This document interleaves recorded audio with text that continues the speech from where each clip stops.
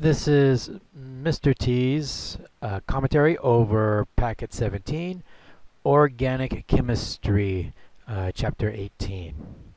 So in this commentary, we're going to go into explicit detail about the field of organic chemistry, a subdiscipline of chemistry.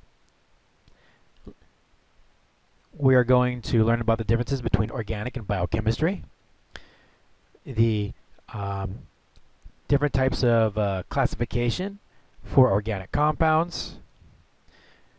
You'll learn to recognize the differences and sketch different types of organic molecules, what we call hydrocarbons,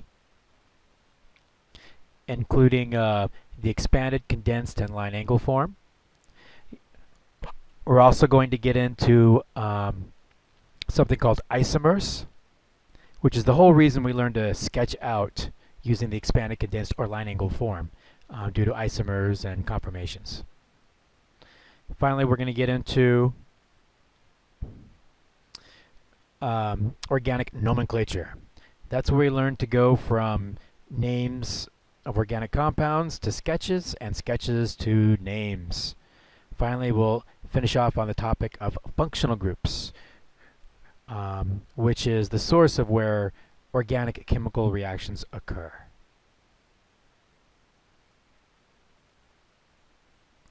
So let's go ahead and begin.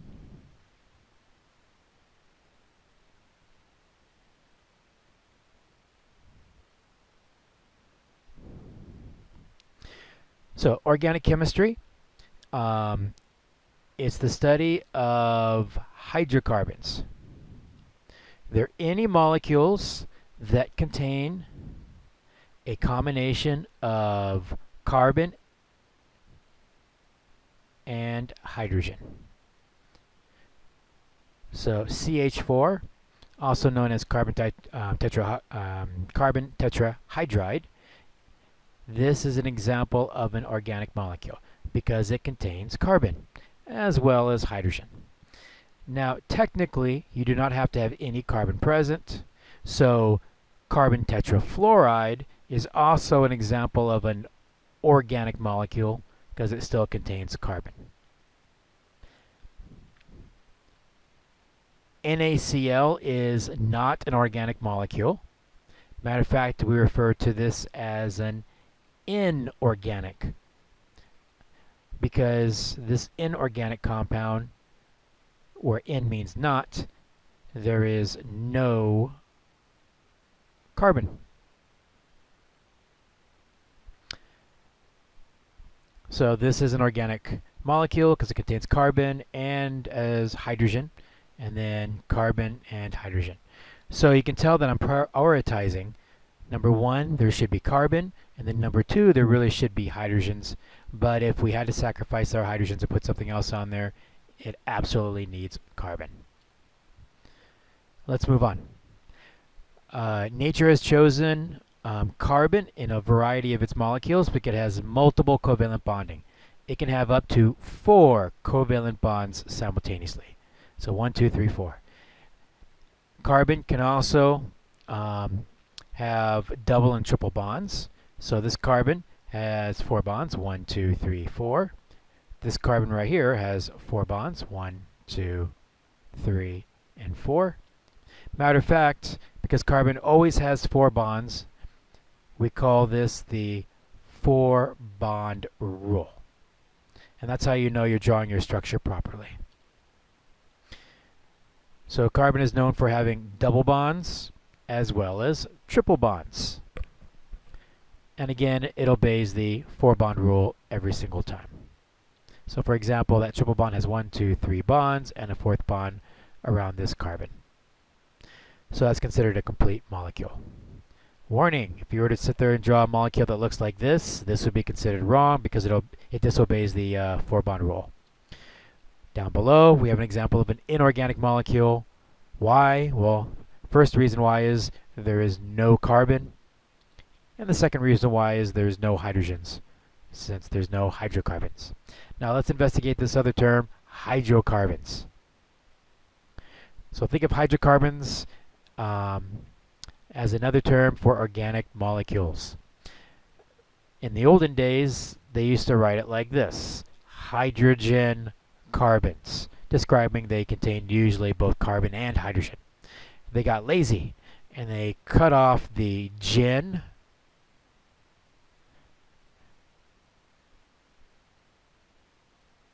keeping the hydro and carbons. Hence the other term for organic molecules is hydrocarbons. Here are a variety of different examples for hydrocarbons. We have natural gas. Natural gas has the molecular formula CH4. And it also goes, other than going by carbon tetrahydride, it also goes by the name methane.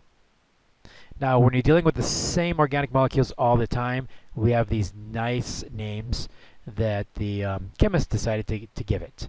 There was a committee called the International Union of Pure Applied Chemistry, or UPAC for short. And they decided to come up with an alternate naming scheme other than the carbon tetrahydride, just because it's more efficient. So in this case, CH4 is methane.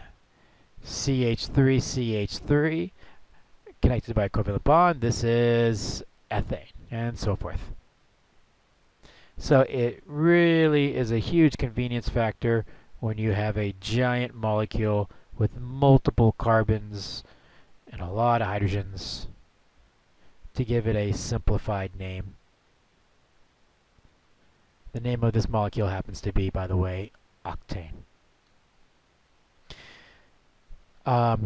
So we get our hydrocarbons from such things as natural gas, crude petroleum, and then we can go ahead and synthesize bigger or smaller molecules from the natural gas and petroleum. What we call synthesis, because we're creating new molecules from old. So there's a common wax used in a variety of products called dodecane, and it's made from combining octane and a few other hydrocarbons. Alright, let's get into some classifications. So under organic compounds, we have hydrocarbons and hydrocarbon derivatives. Hydrocarbons contain nothing but carbon and hydrogen. So here's the molecular formula. So C2 H6 or C3 H8. Matter of fact, you don't have to know this, but there's something called the 2n plus 2 rule. So n refers to the number of carbons. So for a pure hydrocarbon containing nothing but carbon and hydrogen, if I were to sit there and have 5 carbons, then I do 2 times 5 plus 2, that gives me a total of 12 hydrogens. But my point at this level is that's a pure hydrocarbon. Now we have something called hydrocarbon derivatives containing carbon, hydrogen, and any other element. So for example, you could have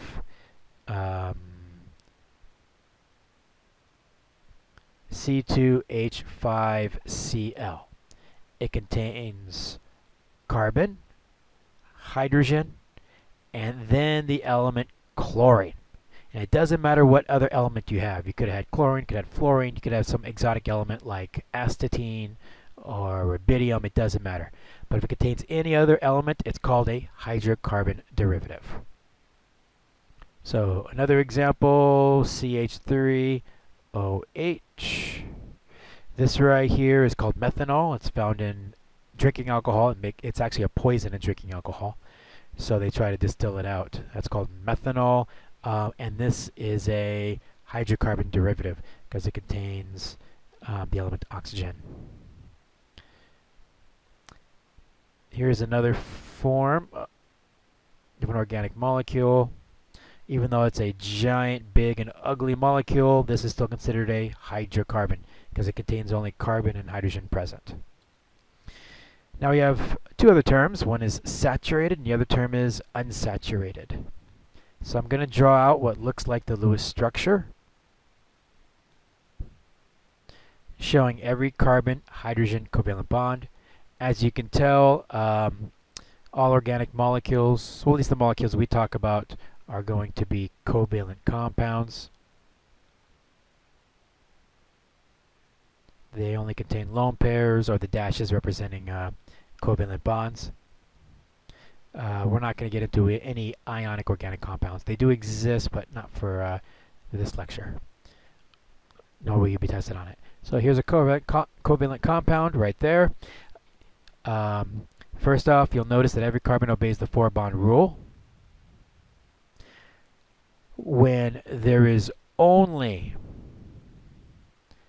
single carbon-carbon bonds, I like that word, single carbon-carbon bonds, then it's going to be considered saturated.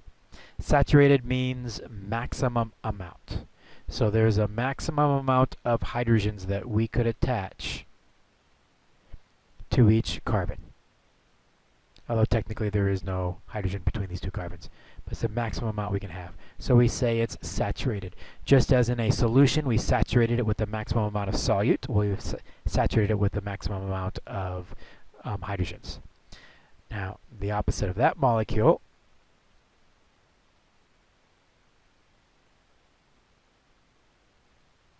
is going to be unsaturated. The trick on these is to look for the multiple bonds between carbon and carbon. So there's two types. There's going to be a double bond, or there's going to be a triple bond.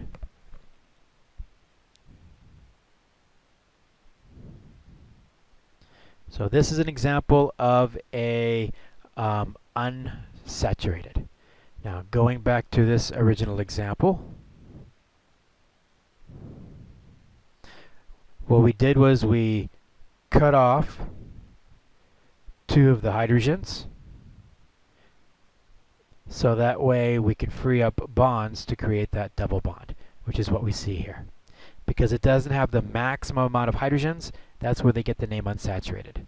So what are the tricks? If there's all single bonds, it's going to be saturated. If there's a double bond or a triple bond, it's going to be unsaturated. So if we go back a slide, 2 slides, over here, what I'm circling, this is a saturated molecule because it's all single bonds. This over here is an unsaturated molecule because it contains a combination of double bond and triple bonds. All right. So if this is a diagram, this is the text version of what I just said. So you can go through this. Again, this is a unsaturated. And this is also considered a pure hydrocarbon because it only contains carbon and hydrogen. It's not a hydrocarbon derivative. So make sure you're familiar with these terms for classification. Some other terms, if we have a straight chain hydrocarbon, we call it an alkane. An alkane. Now there's something that's not written here, nor will I test you on it. There's something called a cycloalkane. So think of a bicycle. Sickle means a ring. So in a bicycle you have ring structures. Or in a cycloalkane you also have a ring shape. So this is a 4-carbon ring structure called a cycloalkane. A regular alkane is acyclic, meaning no ring structures, and it just continues out. So fast forwarding up to slide 9, all of these examples are examples of alkanes because they're all straight chain hydrocarbons. All right. Well, let's move on. So in an alkane, you have the UPAC name. That's what scientists agreed to call that particular structure. You have the molecular formula. That's what we're usually used to looking at for covalent compounds. And then you have the structural formula. The structural formula may look a lot like Lewis structures. They're very similar. There's some slight differences between the two. We'll get into that in a second. Oftentimes, though, we like looking at the structures because that really gives us more information about the molecule. And for organic compounds, because it has these really unique 3D structures that we have to worry about, then we tend to draw them in the structural formula, as opposed to just the molecular formula. Halogenated alkanes refer to any alkanes with halogens on them. The 4 halogens we need to know: fluorine, chlorine, bromine, and iodine. So for example, if I were to have a molecule that says CH3CH2 chlorine, because it contained one of the 4 halogens, this is considered a halogenated alkane. Now let's go back to structural formulas. That's the 3D structure. Now I want to step backwards and say 2D structure at this point. Realistically, these exist in 3-dimensional levels, but when we draw them on paper, it's always going to be in a 2D visual picture. So let me say that again. On paper, it's always going to be 2D. In the real world, it tends to be that picture you see in the upper hand corner. That's a 3D picture where it has depth to it.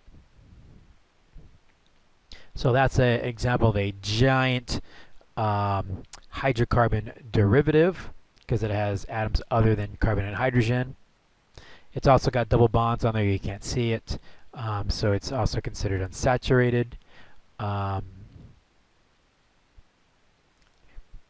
then it's a really, really, really big molecule. It's hard to tell whether it's an alkane or cycloalkane. That specific molecule up there is actually a long, straight chain of alkanes that is so big it kind of wraps up on itself. But I digress. Let's get back into the 2D structural formulas.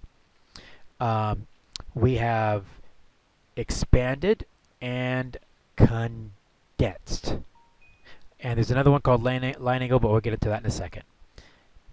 In expanded, it looks pretty much the same as a Lewis structure. So, what is the difference? Well, for expanded structures, any lone pairs that are present for hydrocarbon derivatives are optional. Now, obviously, there's no lone pairs on this particular molecule, otherwise it'd be wrong. But let's say, for example, I drew methanol. This is what methanol looks like as a expanded structure.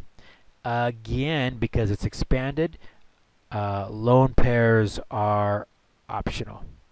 Now, I'm not going to get that specific when I test you on this, but those are little details and differences between expanded and Lewis structure.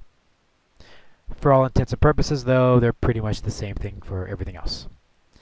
Condensed structure, it looks a lot like expanded, but there is the carbon-hydrogen bonds are not shown.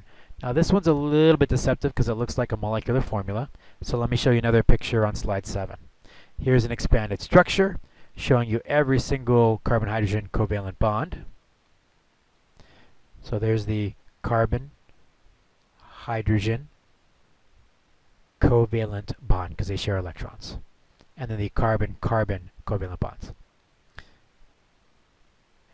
And then down below is the condensed structure. So let's go through the condensed. So here on the first carbon, there's 1, 2, 3 carbons. Let me count that again. When I make a mistake, it's a big one. There's 1, 2, 3 hydrogens on the hydrocarbon. Now, it takes forever to write these, so we have these other ways of writing them because we're lazy. So instead of writing it like this, we condense them. So it's CH3. Let's do the center carbon.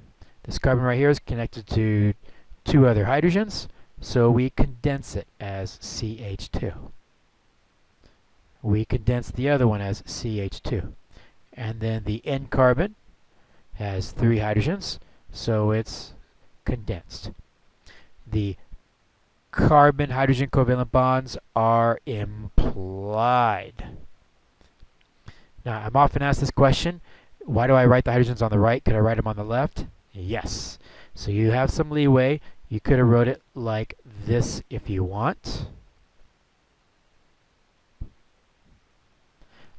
Or I can do a combination of writing it to the right as well.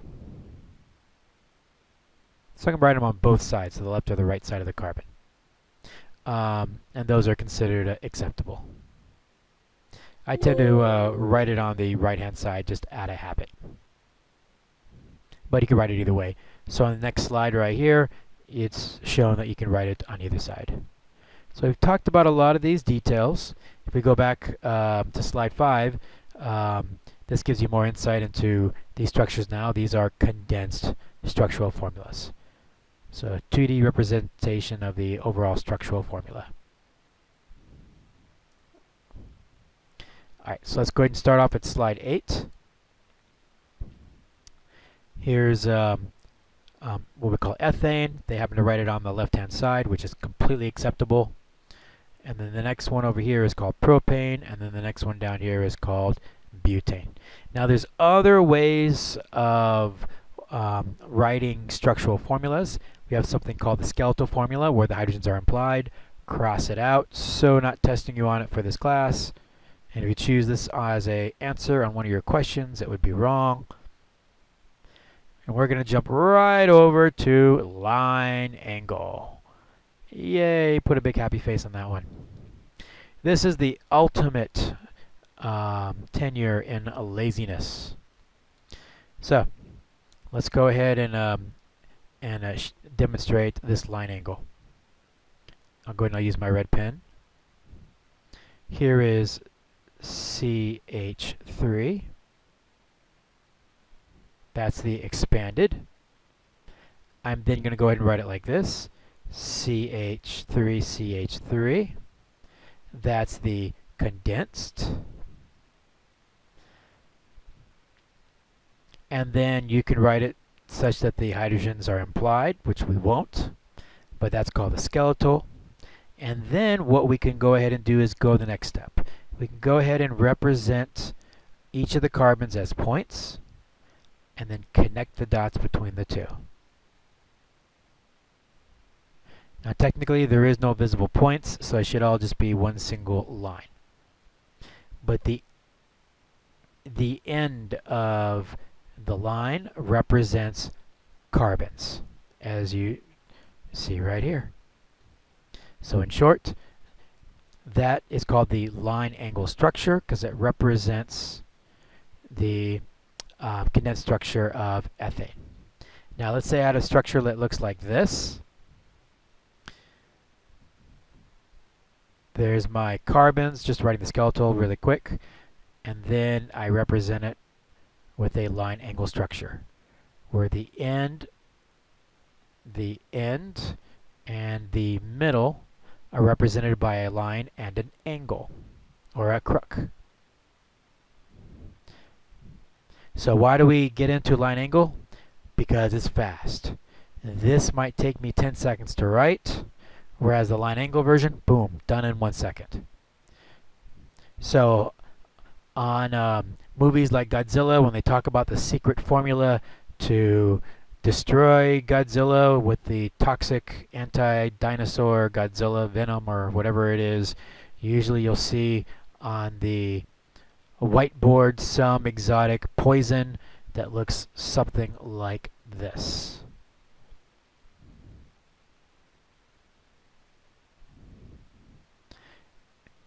And this is nothing more than a line angle structure where each of these points represents carbons. So for example, that ring structure right there represents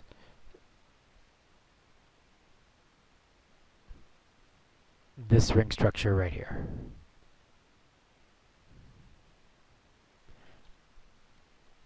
All right, let's move on. What do you need to do? First thing you need to do is memorize all of the condensed structural formulas for each of the UPAC names. Now, at first there's a lot of it, but let's go ahead and reason this out. ane for the UPAC name means alkane, which means a straight hydrocarbon. The front portion of the name is meth, eth, prop, and these tell you the number of carbons. So the first parts are kind of hard because you've never seen those before. Meth means 1 carbon. Eth means 2 carbons. Prop means 3 carbons. Bute means 4 carbons. The rest of them should make sense because you've seen these before. Pent, from like a pentagon, that's a 5-point geometry structure, or a pentagram, that's got 5 points. So, or a pentagon, that's got 5 points. So the official government Pentagon building actually has 5 points to it. So pentane has 5 carbons. Hex, think hexagon, has 6 points. Hept has 7 points. Oct has 8. Known as 9, and dec has 10. So the first thing we need to do is figure out how many carbons are going to be in that parent chain. We already know it's going to be a straight chain. So let's just go ahead and demonstrate this. If I have something like butane, I have to memorize that but is equal to 4 carbons. Now the molecular formula is easy to figure out. You can use the 2n plus 2 rule. So if I have C4, then that's going to be equal to H10. Now as far as the condensed structure goes, you draw 4 carbons. And it's good to use a pencil so that way we can erase this as time goes along. So 1, 2, 3, and 4. We then have to obey the 4-bond rule. So the carbon on the left, it already has 1 bond, so it needs 3 more bonds.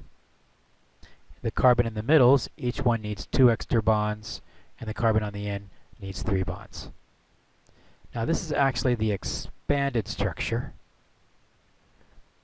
but often I like to draw the expanded structure as an intermediate. So now I can go ahead and finish this up with as the condensed structure.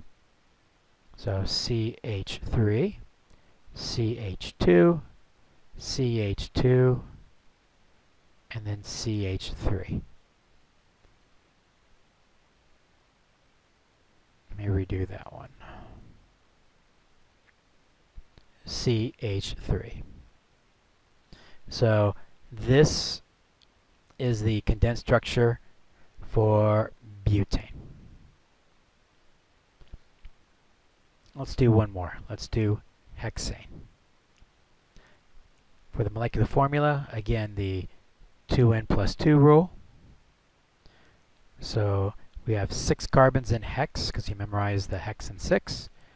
And then you're going to have 14 hydrogens. I draw 6 carbons.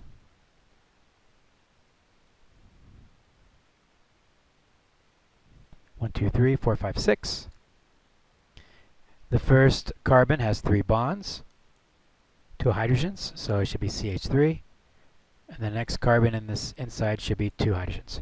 Now you'll notice a pattern as well. The internal carbons, they tend to have 2 hydrogens, whereas the terminal carbons tend to have 3 hydrogens. So the very last one is going to be CH3. So now we have CH3, CH2, CH2, CH2, CH2, CH3. If you add up all the hydrogens together, it should equal a total of 14 hydrogens. So going through these, the real trick is to figure out the number of carbons. Once you do that, then obeying the 4-bond rule, you can figure out how many leftover hydrogens. And the internal carbons always have 2 hydrogens, and the terminal carbons, the ones on the outside, always have 3 hydrogens.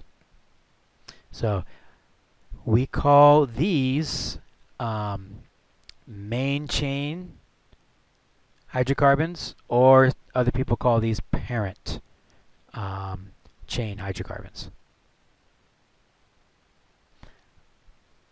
Alright, so now we're going to get into the different type of structures and how that is a big deal. We have something called isomers. Isomers have the same molecular formula, but they have different arrangement of atoms, resulting in different physical and chemical properties. So I have two examples right here. I have two hydrocarbon derivative examples. First off, each of these molecules has the same molecular formula. So each one, I'll just write MF, has each molecule has a molecular formula of C2H6O. So that's for ethanol. And then the molecular formula for dimethyl ether is C2H6O. Now, when it says different arrangement of atoms, one way to think of this is it has different connections.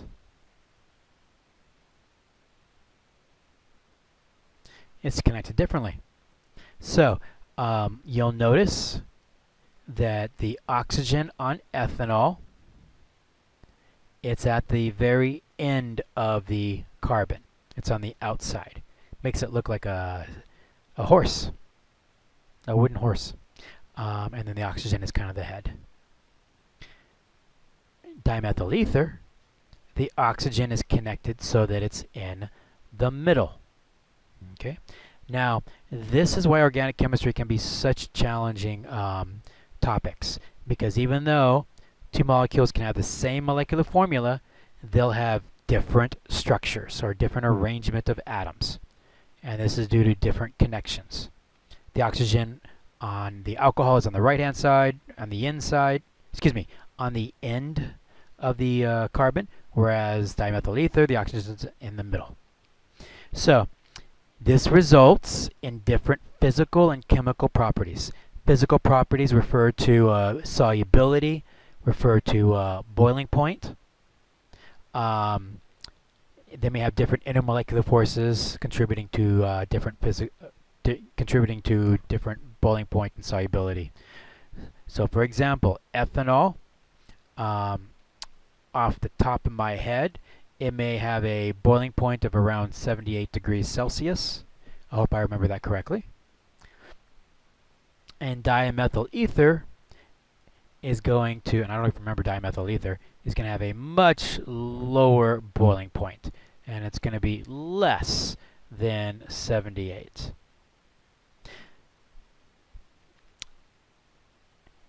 Ethanol exhibits hydrogen bonding. Dimethyl ether exhibits dipole-dipole forces. And this has to do with the way that the dipoles work. Over here, the dipoles don't cancel out, so there's an overall dipole, and there's an oxygen and a lone pair that's implied along with the hydrogen on a oxygen, one of the big three. So it's hydrogen bonding. Whereas dimethyl ether, although it has an overall dipole, it cannot contribute to hydrogen bonding as a pure substance because there's no hydrogen directly attached. So bottom line is they have different structures resulting in different intermolecular forces and then different physical properties. Ethanol is a liquid at room temperature. Dimethyl ether is a gas at room temperature. They also have different chemical properties. Chemical properties means different types of chemical reactions. Ethanol, when it gets in the body, reacts with your neurochemistry and makes you happy, depending on how much alcohol you take. Yes, ethanol is the same thing as drinking alcohol. Dimethyl ether, when that gets into your body, it can kill you. So, slightly more toxic chemical reactions. However, as I try to draw a car again, last time, I promise, dimethyl ether is great for cleaning car engines. So isn't that amazing? Same molecular formula, but because of the different connections, it has completely different physical and chemical properties. So that's why structural formulas are so important in organic chemistry.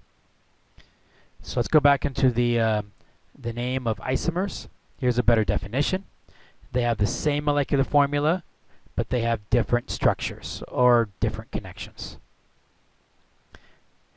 Consequently, they are going to have different names. So for example, for this structure right here, even though it has the molecular formula C5H12, just like the other molecule next to it, this is known as pentane, whereas this isomer form is known as 2-methylbutane. So they have different names. And you'll notice that they have obviously different connections. So, ergo structural isomers. This is a continuous chain, and then this one over here, it has a branch. So this will be important when we start talking about naming. So names, you really have to name the structure rather than just the molecular formula that we learned for other molecules that we studied in the past. Now we talked about isomers. Now we're going to get into conformations. Conformations are molecules that have the same molecular formula, same connections, and the same names. Bottom line is, conformations are the same molecules, but they're rotated differently. They have some differences in how they're arranged in space. So for example, going to the next slide, if I think of this as like an axle on a car where the hydrogens get to spin around, you'll notice that this overall structure looks a little bit different from this one. So they have the same connections, same name, they're just simply rotated differently. Here's more examples of conformations. I'm going to go ahead and use a condensed structure. So CH3, CH2, CH2, CH3, CH3, CH2, CH2, CH3. These are both called butane. They're the same molecules, they simply have been rotated differently. Now, there's two ways we can rotate it. We can go ahead and rotate the bond, like the axles, just as tires rotate on axles of a car, we can rotate on the axles of a carbon. Or we can rotate the entire molecule. Now I'm going to go ahead and use a line angle because it's quicker. So this is bond rotation, where the carbon is facing down as opposed to the carbon facing up. And then this is the entire molecule rotation, where we rotated the entire molecule to the left, and this one we rotated the molecule to the right. So let's give you more examples. So here I have the molecule and it's written across, and here I have the molecule written down because it's rotated down. So realistically, you want to think of these molecules as like asteroids that are constantly flipping around and rotating like you see asteroids in an asteroid field in a space movie. Because realistically, that's actually what's happening on a molecular level. Bottom line is, these are all conformations, ergo they're the same molecules and they have the same name. In this case, it's pentane. So, which of the following pairs represent structural isomers and which are simply the same compound?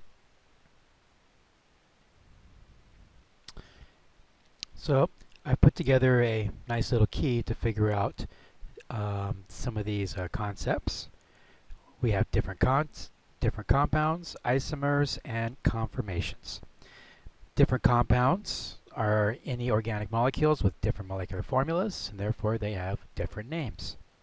So, for example,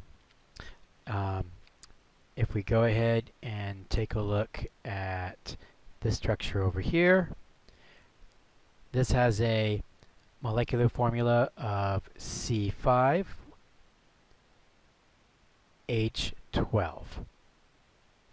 And then if we look at the structure to the right, let's see if they're the different compound or the same compound.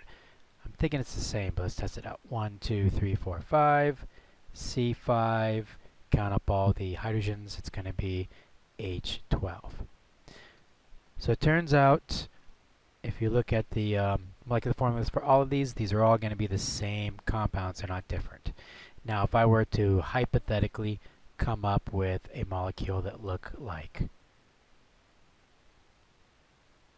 this right here, and I'll just arbitrarily call this compound letter E.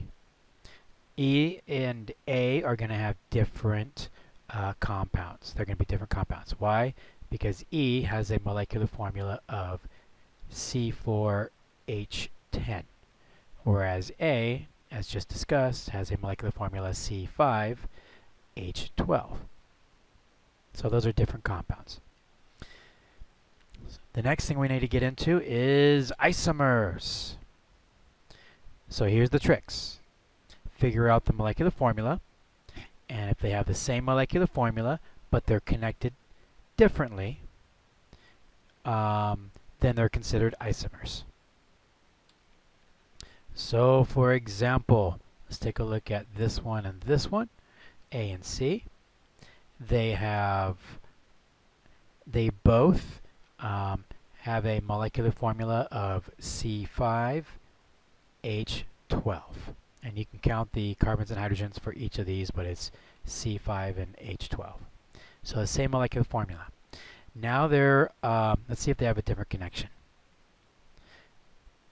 And one of the tricks is to go ahead and go as long as you can,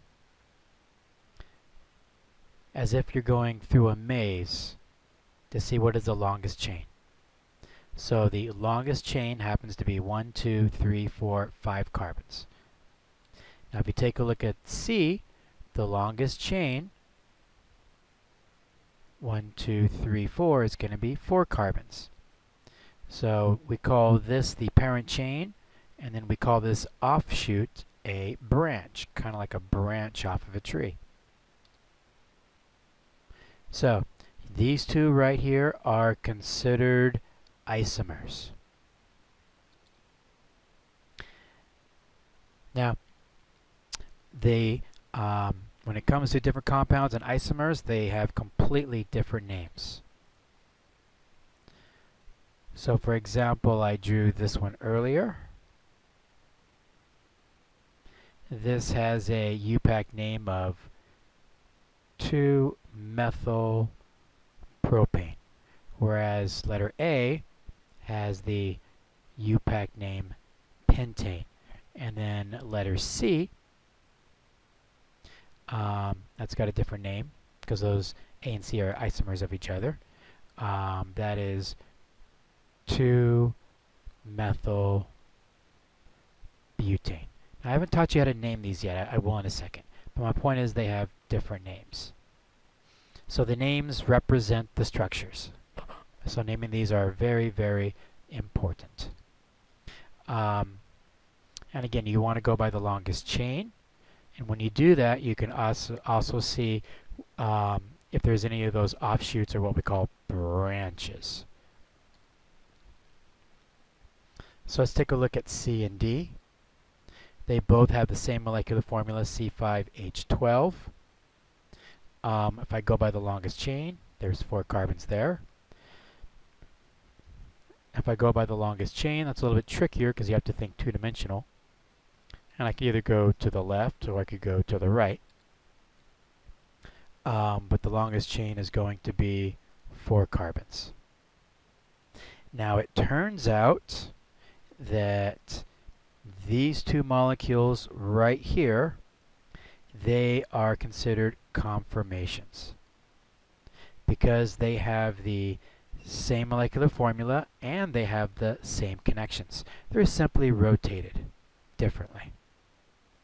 So if I were to sit there and take this molecule right here and then rotate it to the left, I would actually create the same molecule.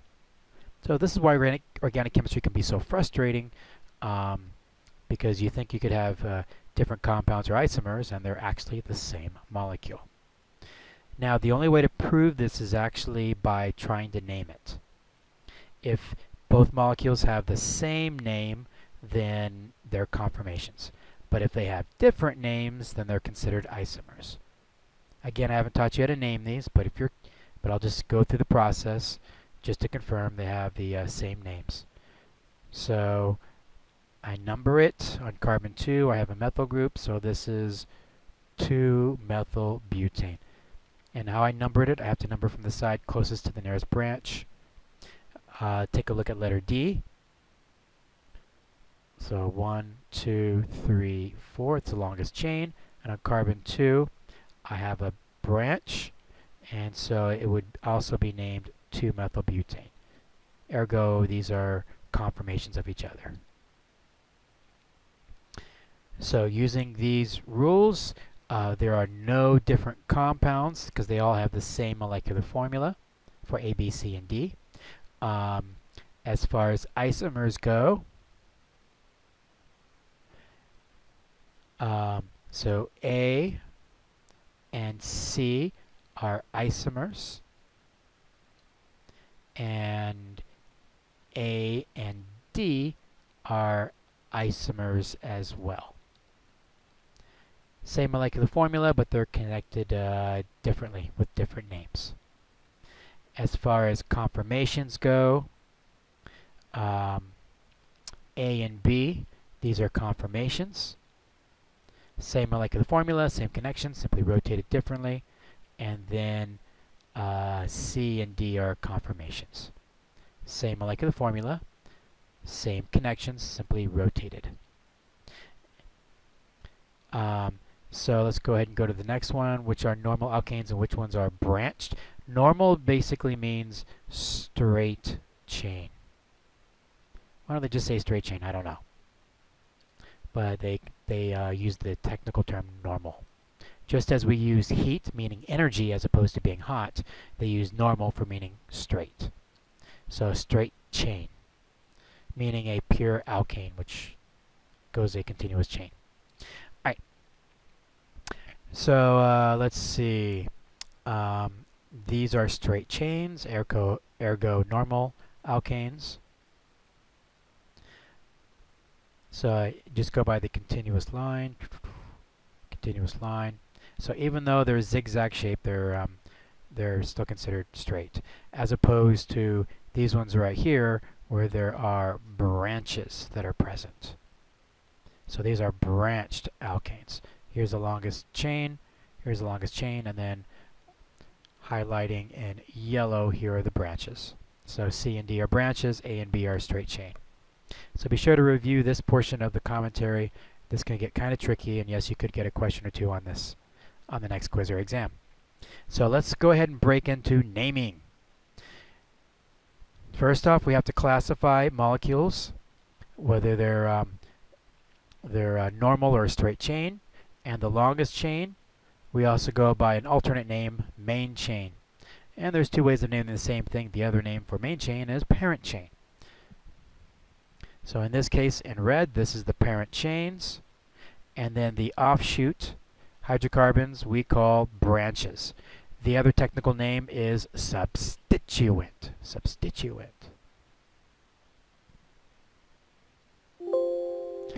Okay. So we have two types of substituents or branches. Here's the first one that we just saw. If there is a pure hydrocarbon, such as carbon and hydrogen present, as I just circled right here, that's considered a alkyl branch.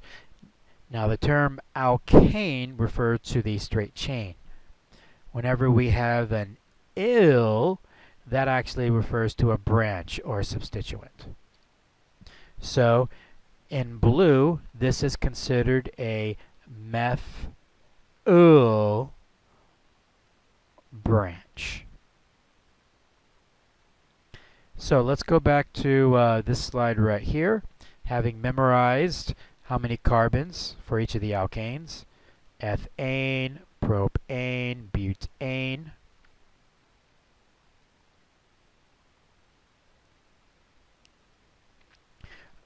On carbon 2, and I need to number this from one side to the other. That's how we keep track of all of our locations on our carbons. I'm going to take off a hydrogen, and I'm going to go ahead and put on a CH3 here. So I start counting the carbon, the first carbon off the parent. So in this case, there's only one carbon that comes off. This is a single carbon, so it's a methane.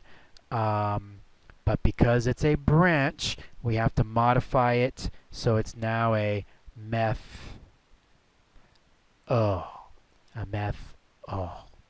So that's a methyl branch.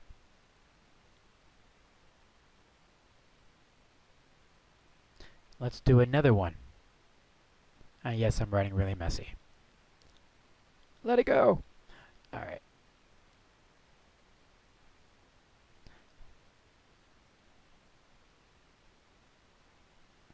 Now, I need to always obey the 4-bond rule.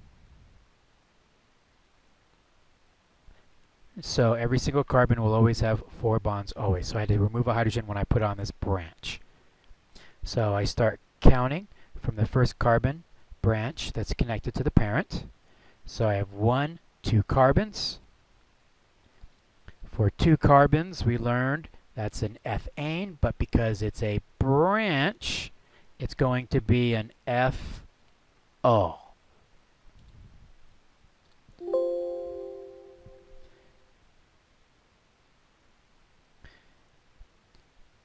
So here is a methyl branch or methyl group, and this is a ethyl branch. And then on this one, there should be a covalent bond between the carbons. So on slide 18, just focusing on these alkyl branches, we take away one of the hydrogens so that we can stick on a parent. And so this is a methyl. Here we have our parent, ethane. If we want to use it as a branch, we got to take off one of the hydrogens, and now we have an ethyl branch. And then a propane, we take off a hydrogen, and it's going to be put on another parent. So it acts as a branch, so it's a prop. So let's go ahead and see everything in action. Let's go ahead and figure out how we name this structure right here, 2-methylbutane. First thing, given a condensed or expanded structure like we see here, you're going to have to go ahead and number it from the side closest to the nearest branch, if there is one. So in this case, and I know I might be out of range for, there's a branch there, but it's a CH3 that's hanging off on the side.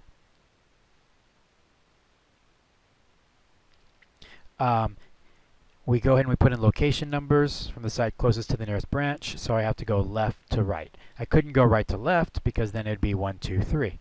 So I have to go left to right, so the location numbers is, the lowest number is always on the nearest branch. So on carbon 2, we have a methyl group. We then need to set up our naming scheme.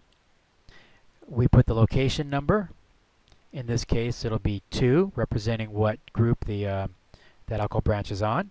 We put the name of the branch, in this case, methyl, and then we put the rest of the name after it. In this case, the parent name of butane. Hence, this is 2-methylbutane. Let's practice.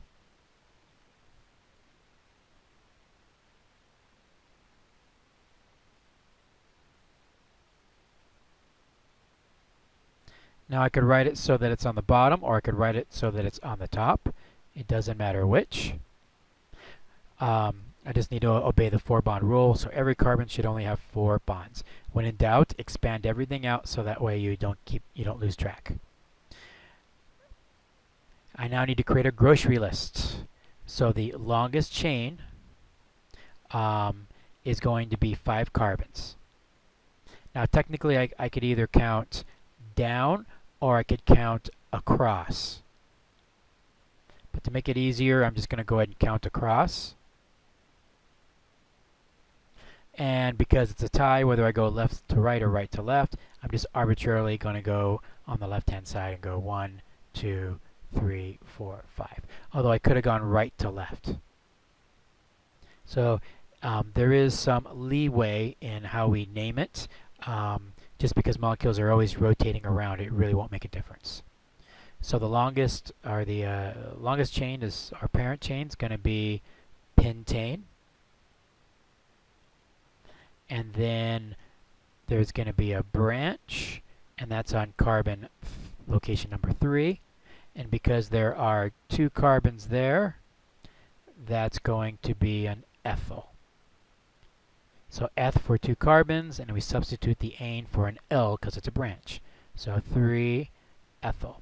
We then need to put everything together. So it's now 3-ethyl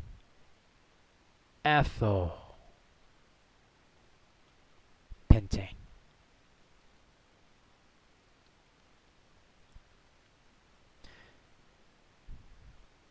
Let's go ahead and modify this just a bit.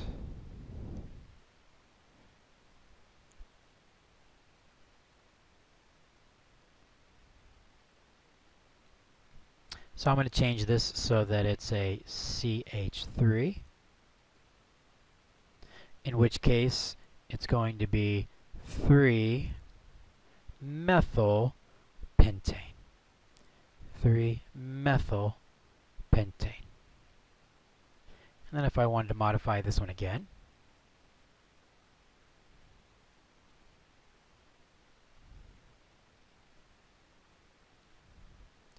I'll use a green pen this time. So keep in mind we may have to pop off hydrogens or add new ones in, so we always obey the 4-bond rule. So I have a CH3 on this carbon right here, that's carbon 2. So now this is going to be 2-methyl pentane. Now I could do something that looks like it's a different molecule, but it's not.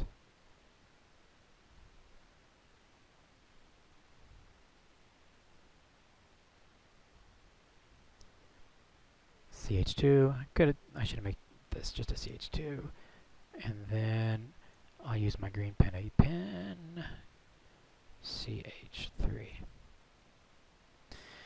Now,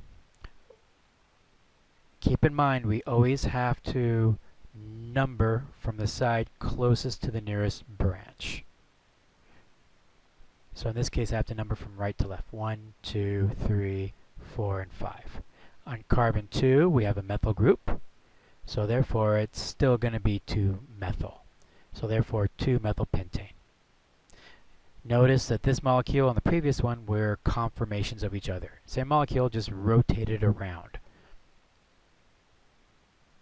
Now we're going to get into something called halogens. And I'll keep the same structure up here. So halogens, anything with a fluorine, chlorine, bromine, or iodine. And the other term for this is a halogenated hydrocarbon. Now when it comes to halogens, you're going to add in the O. So you change the suffix. Just as we change the alkane to an alkyl, we'll change the halide to an O. So it's no longer fluorine, it's fluor-O. It's no longer chlorine, it's chlor-O. Bromine is brom-O. And then iodine is going to be iod-O.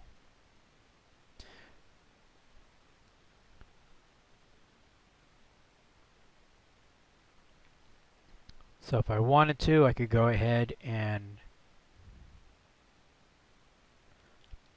put a bromine here.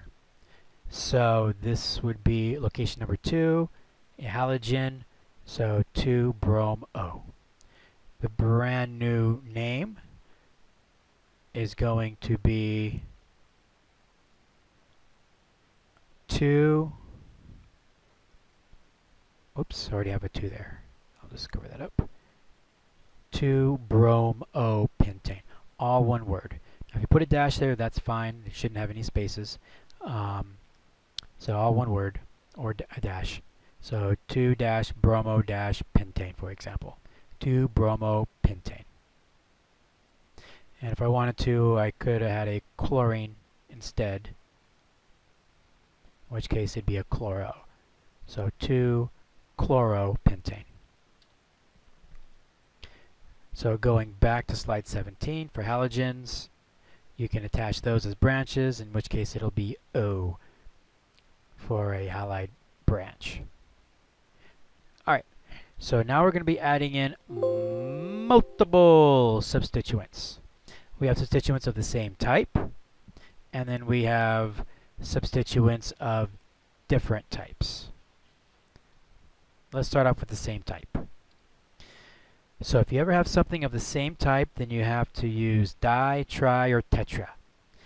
So for example, if I had 2 methyls, I wouldn't say methyl-methyl. Rather, I would say dimethyl. If I had 3 methyls, I wouldn't say methyl-methyl-methyl. I would say trimethyl. And if I had 4 methyls, it would be tetramethyl.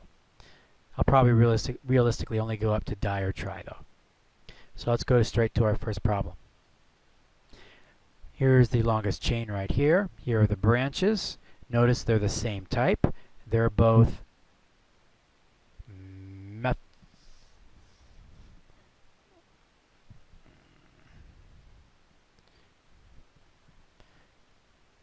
my pen loves acting up.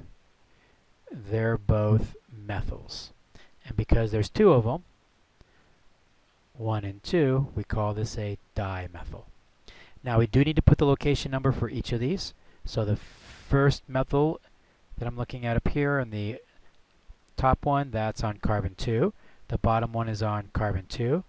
So then we need to put 2, 2 dimethyl. Your next question is, well, what happens if we put the methyl over here? Well, that's exactly what we did in the other problem.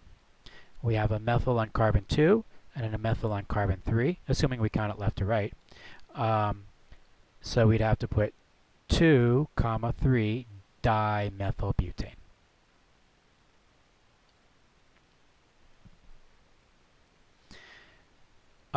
Warning, these can get tricky. You have to think 2-dimensionally. So make sure you account for the longest chain.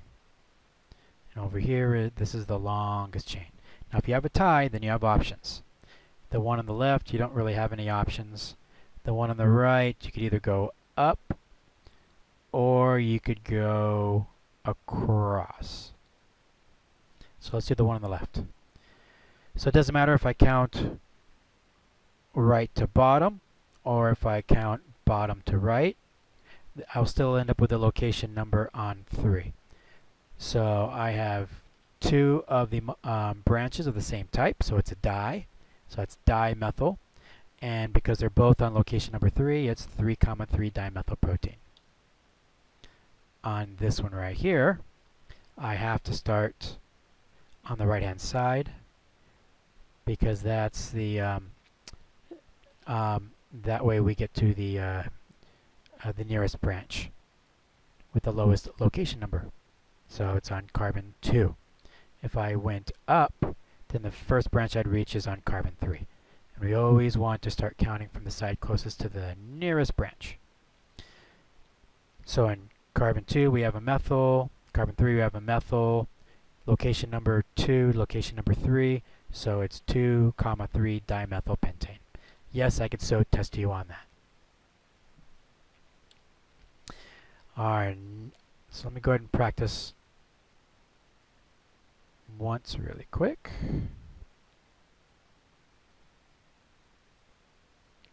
The name of this one right here is 2,3 dimethylpropane.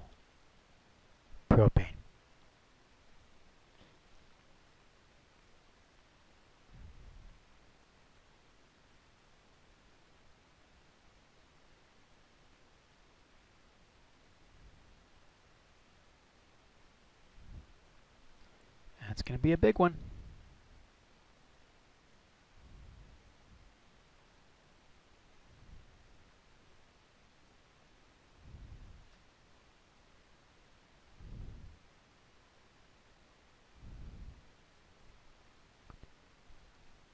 Oops, missing hydrogen there. Alright, so using my green pen, I guess it doesn't matter if I count left to right or right to left. I'd still end up with the nearest branch. So I'll just arbitrarily choose right to left. So on carbon 3 I have an ethyl, on carbon 4 I have an ethyl, on carbon 5 I have an ethyl, 6 and 7. So this is the longest chain. I could have gone up if I wanted to, but I just went across. If it's a tie, you have options. So in this case, the proper name for that one is 3, 4, 5 tri ethyl heptane. Alright, so now we're going to get into ones of different type. Let's see the differences. Same type means the same substituents, such as methyls. Different type means you have different substituents. So in this case, here is the longest chain. Here's a branch. Here's a branch. They are different. Whenever they are different, the magic word is stack alphabetically. You have to stack them from the side closest to the end. If there's a tie, then you go by the alphabet as a tiebreaker. So let's see, here's the longest chain right here. The one nearest the branch, if I count it from right to left, would be on carbon 2. 1, 2, 3, 4, 5. If I went up, it'd be on carbon 3, so I have to go right to bottom. So on carbon 2, I have a bromo, so that's 2 bromo, underline the B. I have a 3 methyl, underline the M, using the alphabet rule. B's higher priority. So the closer you are to A, the higher the priority you have. So that's going to go in front. So we stack them together like this. It's 2 bromo, then 3 methyl pentane. So 2 bromo, 3 methyl pentane. So different types, we got to stack alphabetically. Let's do, I'll make it smaller just so that everybody can see this portion.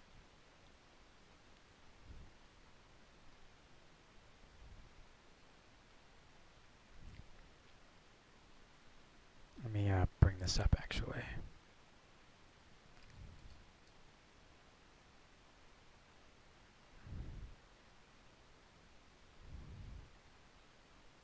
There we go. Let me go ahead and put this behind. That makes it easier to see. Alright. So everybody should be able to see this. Here is the longest chain.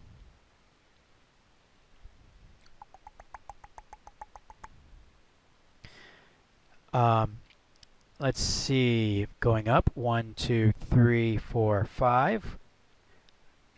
No, let's see, going across, 1, 2, 3, 4, no, 1, 2, 3, 4, 5.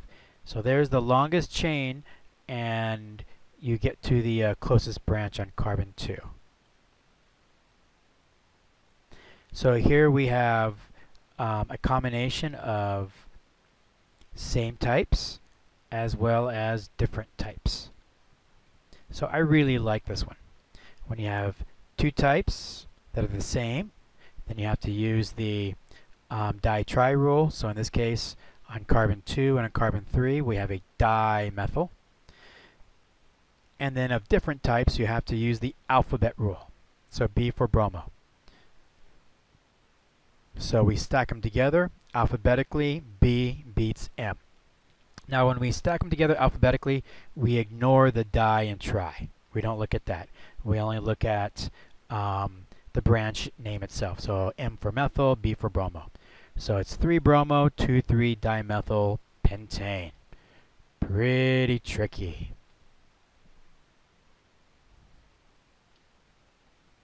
All right.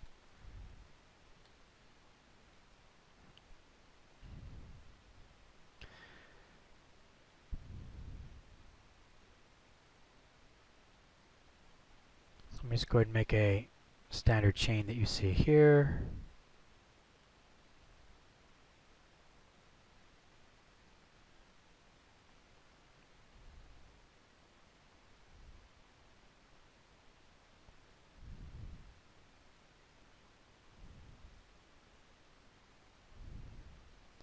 Let's see.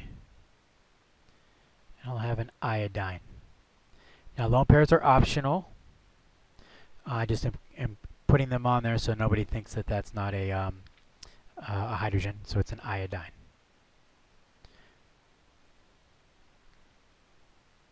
So I have to go left to right because that's the location number nearest the closest branch. So 2,3-dimethyl, creating my grocery list. And then that's going to be 4-iodo. Underline the I, underline the M. So it's going to be 4-iodo, 2,3-dimethyl. And then the parent chain is going to be hexane. That's the longest chain. So 4-iodo, 2,3-dimethyl, hexane.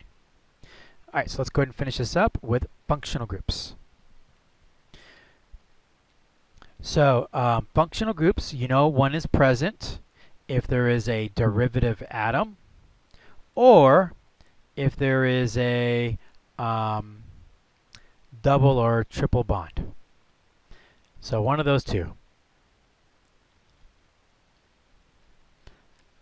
Take a look at the next slide. So for 2-chloropropane, there's a derivative atom. Again, a derivative is any atom other than carbon and hydrogen. On ethanol, there's a derivative atom. And then over here, there's a derivative atom. Now, I didn't have any examples on this next slide, but just to show you a functional group with a double bond. So there's a double bond, so that would also be a functional group. So again, derivative atom or a double or triple bond. Now, a functional group is a set of atoms that give the structure unique physical and chemical properties. So physical referring to intermolecular forces leading to boiling point or solubility in water. Chemical properties are chemical reactions. So it's the derivative atoms or the double or triple bonds. That's where all the action occurs. That's what actually gives the organic molecule its function. Hence the term functional groups. Now there are 10 common classes of functional groups. Just going ahead a bit. These are the classes.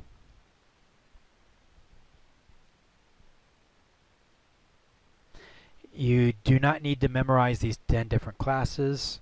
Yes, everybody would love to do it, but no. My point in showing you this is just so that you can identify the derivative atoms that we see there. That indicates it's a functional group, as well as any double or triple bonds you might see. And a lot of these functional groups have a combination of double or triple bonds and derivative atoms. So whenever we have a pattern of derivative atoms, such as an OH, then that's a unique functional group. And they all have special names, such as alcohols for OHs. Or if it's a carbon, oxygen, carbon, we call these ethers. If there's a double bonded carbon-oxygen, then we'll either call this an aldehyde or a ketone, for example. Now let's go back to the chemical property for functional groups. Here is drinking alcohol, also known as ethanol. You'll notice the OH. This is where the chemical reaction likes to begin whenever you're dealing with molecules with functional groups on them. So when alcohol enters the body, it then reacts with enzymes at that location, the OH location, and so it gets changed just a bit, forming what's called an acetaldehyde, and it's in this form that it has choices. It can be turned into acetyl-CoA. Notice the old functional group, that's where all the chemical reactions occurred. Acetyl-CoA, for all intents and purposes, that's what'll form fat. So drinking alcohol is like eating a jelly donut. I guess one has more perks than the other, but it gets turned into fat. You'll notice, however, there are all these side reactions that can occur. And that's the problem with drinking alcohol. If the acetaldehyde goes down this chemical reaction pathway, it can form what's called an amino derivative functional group. And when it forms this can lead to cancer. The molecule forms a cancer agent. Or sometimes it can be for people that have a high threshold for alcohol. Maybe it gets detoxified easily, forming a thiol. Now, as far as forming these carcinogens, there's a very, very low chance of this ever occurring. Unless, of course, you drink alcohol on a regular basis, then you increase the odds of developing these carcinogenic molecules, and that could lead to liver cancer. But nobody does that. But my point in this is, it's the functional group, that's where the chemical reactions like to occur, ergo the chemical properties. Please go ahead and be familiar with these three chemical properties. I could ask you a question on one of these, such as the alcohol, the halides that we've already studied, or halogenated hydrocarbons, and then one called the ethers. So this concludes our introduction into organic chemistry.